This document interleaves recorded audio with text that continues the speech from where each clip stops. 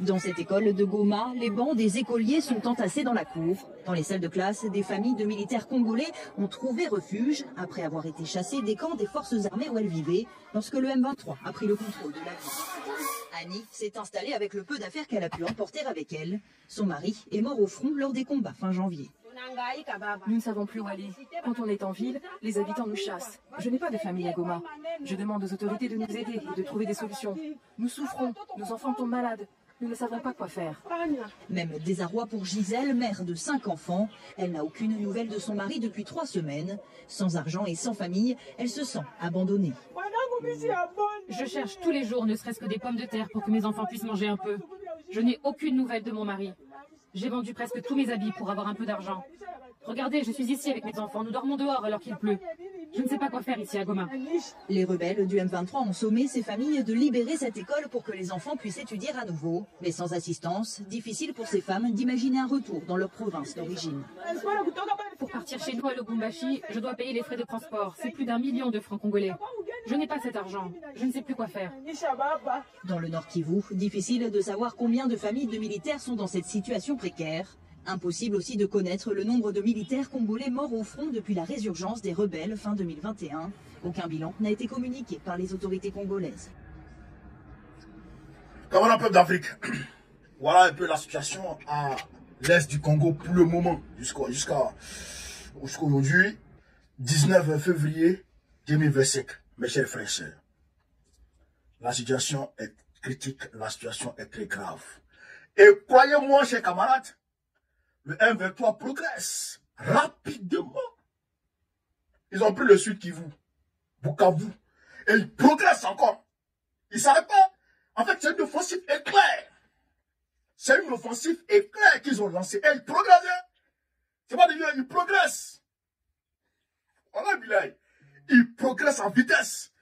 Et on apprend que Tshisekedi a sollicité le soutien de l'armée tchadienne pour lui venir en aide, pour venir chasser le M23. Je suis d'accord avec la solidarité africaine, mais ce n'est pas ça qui va faire changer les choses. L'armée tchadienne a été envoyée au Mali avec le G5 Sahel. Qu'est-ce qu'elle a pu faire pour chasser les terroristes de l'autre côté? Rien du tout. Rien du tout. Au contraire, les terroristes ont gagné du terrain. Est-ce que vous comprenez? Et là, on rentre dans une situation où Tshisekedi a perdu confiance en ses gars, en ses soldats. Wallah et Billah, je le jure par là. Si le peuple congolais ne se lève pas pour chasser Tshisekedi, le F-23 sera à Kinshasa dans 6 mois. Vous m'avez entendu? Je répète, si le peuple congolais ne se lève pas pour chasser Tshisekedi pour ramener quelqu'un d'autre, le F-23 va arriver à Kinshasa dans 6 mois. Et d'ailleurs, même s'il n'arrive pas, parce que les Occidentaux vont peut-être pas vouloir qu'ils arrivent jusqu'à Kinshasa. C'est eux peut-être qui vont vouloir ça. Ils vont peut-être trouver une zone tampon où le M23 va stopper. Et puis ils vont maintenir un statu quo pendant longtemps pour qu'ils puissent déjà se mettre à l'aise en volant tous les minéraux de l'Est du Congo. Tshisekedi est un collabo. C'est un collabo. Je répète, c'est un collabo. Les militaires congolais, là, les militaires tchadiens ne sont pas forts que les militaires congolais. Ce qui manque aux militaires congolais, c'est l'armement. C'est l'armement. Même le Tchad, est-ce que le Tchad a fini de chasser Boko Haram d'abord? Le Tchad n'a pas fini de chasser Boko Haram. Le Tchad même se cherche. Tu vas aller demander les militaires tchadiens, oh, depuis qu'elle va gonfler ses épaules, ils vont envoyer des militaires. Ils vont voir. S'ils n'ont pas d'armement. C'est pas le Kenya qui a envoyé ses policiers, ses militaires en Haïti, là. Ils ont pu stopper les bandes armées. Hein? Ils ont pu stopper les bandes armées en Haïti. Jamais. Jamais de la vie. Ils n'ont pas pu ramener la paix. Est-ce que vous comprenez ça? Il faut des équipements. Tu sais ce que je dis? Il faut aller vers des partenaires fiables pour prendre les armes, pour venir donner à tes militaires. Là, il a perdu confiance aux militaires congolais et le moral des troupes est tombé au plus bas. Le moral des troupes congolaises est tombé au plus bas. Et quand c'est comme ça, il faut un changement au sommet. Sinon, tout le monde fuit. Sinon, tous les militaires fuient. Parce que le M23 arrive avec des armes lourdes. Vous avez des armes légères. Qui va gagner? Ils ont des artilleries fraîches. Ils restent et puis ils frappent. Ils bombardent vos positions sans cesse. Ils bombardent avec les obus. Touille. Ils bombardent. Touille.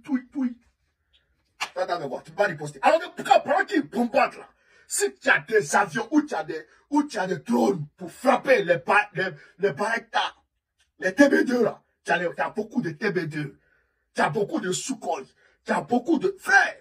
Mais les Sukhoi vont frapper la position. Les Sukhoi vont frapper la position, les drones vont frapper la position. Des drones qui peuvent rester en l'air pendant combien d'heures, pendant plusieurs heures pour suivre les positions des drones d'attaque et de surveillance. Va payer ça. Ta grosse tête bat bien là. Va payer ça quand même sauver le Congo. Mais il ne faut pas ça. Hein. Il est avec eux.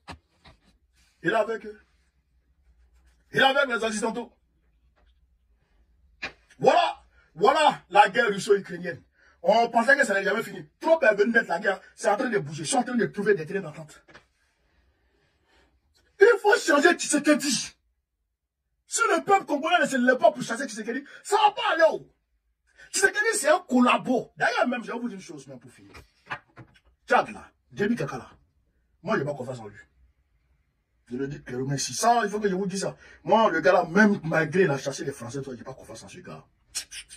C'est trop facile, c'est trop beau pour être vrai. Déby Kaka chasse les Français, c'est trop beau pour être vrai. Il ne croit pas trop. Parce qu'il y a un gars, un conseiller de Déby Kaka, qui est de père français et de mère tchadienne. Il est là-bas. Un jour, je vais vous révéler son nom. C'est un agent de la DGSE. Il travaille avec Déby Kaka là-bas. C'est trop compliqué d'affaire Déby là. Il sait que ce gars-là, c'est un gars de la DGSE. Moi, c'est compliqué. Tout ça, c'est pour embrouiller le peuple congolais. Mais tu sais alors que tout le monde sait, alors qu'il est établi clairement que des agents de la MONUSCO ont fourni des armes au M23. Des gens de la MONUSCO. Comme la MONUSCO, c'est la MINUSMA au Mali qui a été chassée du Mali là. C'est la même chose. Il est établi clairement que la MONUSCO travaille avec le M23. Le peuple s'est levé et la MONUSCO a commencé son retrait. Tu sais que Dieu est venu demander à la même MONUSCO de rester. Comment vous comprenez ça? Comment vous voyez ça? La MONUSCO travaille avec le M23. Facilite le ravitaillement du M23. La MONUSCO et la MINUSCA du côté de la République africaine travaillent du mèche pour faciliter le ravitaillement du M23 et le transport des troupes rwandaises. Mais tout ça est prouvé. Le peuple se lève. Il lance l'opération Bye Bye MONUSCO. On s'est levé sur la le peuple congolais. Demandez au peuple congolais de demeurer dans la rue. Le peuple congolais avait le travail. Et la MONUSCO a commencé son retrait. Et tu te lèves avec ta grosse tête pour lui demander à la MONUSCO de rester encore. Si ce n'est pas un collabo, est-ce qu'un homme peut faire ça? Nous là, moi si vous voyez. Nous on a vu comment l'ONUCI transportait les rebelles des zones CNO jusqu'à Abidjan. L'ONUCI, géré par Choi, Wadu Choi, sud-coréen. Nous avons vu ça. Et le Mali a clairement établi pour dire que la MINUSCA faisait partie du problème du Mali. Tout ça, j'ai cité. Abla Diop a détaillé ça à suffisance. Et toi, tu demandes à l'ONU de rester chez toi. Vous allez voir, hein. Si on envoie des troupes militaires entre l'Ukraine et la Russie, là, vous allez voir, hein. Poutine ne va jamais accepter. Quoi? Troupes otaniennes ou bien onusiennes? Mais est-ce que Erdogan n'a pas bombardé à ses frontières les troupes onusiennes? Frappez ça! Frappez ça là-bas! Mais puisqu'ils sont aux ordres de l'impérialisme, il les a botés à ses frontières en 2023, début 2023 je pense. Il les a botés là-bas, il les a frappés là-bas. Quoi? Tu dis quoi? Ramasser tous les véhicules, jeter ça. Tu vas dans causer les gens. Des gens, Des gens qu'on va ramasser peut-être au Pakistan là-bas. Ils vont prendre d'autres en Afghanistan. D'autres vont les chercher en Inde, loin là-bas. Vers le mont de l'Himalaya là-bas. Quoi? Ils vont chercher certains là-bas dans les grottes là-bas. Ils vont chercher d'autres, frère, en Afrique. Ils vont chercher d'autres en Amérique latine, loin là-bas, dans les gogos là-bas, qui ne connaissent rien de l'Afrique. Et quand on leur dit fait ça, ils font. C'est à eux que tu as prouvé ta vie, quoi. Tshisekedi, c'est un collabo. Je vous dis, peuple congolais, Tshisekedi, c'est un collabo, c'est un collabo, c'est un collabo, c'est un collabo. Il est avec l'Occident. Il protège juste son poste. C'est pourquoi il veut changer la constitution pour se maintenir. Il faut que le peuple congolais le chasse. C'est un délinquant notoire, un voyou de la première classe. Il faut le chasser. Chassez-le. C'est de ça qu'il s'agit. Chers camarades de l'Afrique, voilà un peu ce que je voulais vous dire sur cette vidéo. Sur ce, vive l'Afrique libre, vive le panafricanisme, vive tous les présidents panafricains. Babou, président de la Côte d'Ivoire en octobre prochain. Inch'Allah. On est ensemble, les gars. Merci.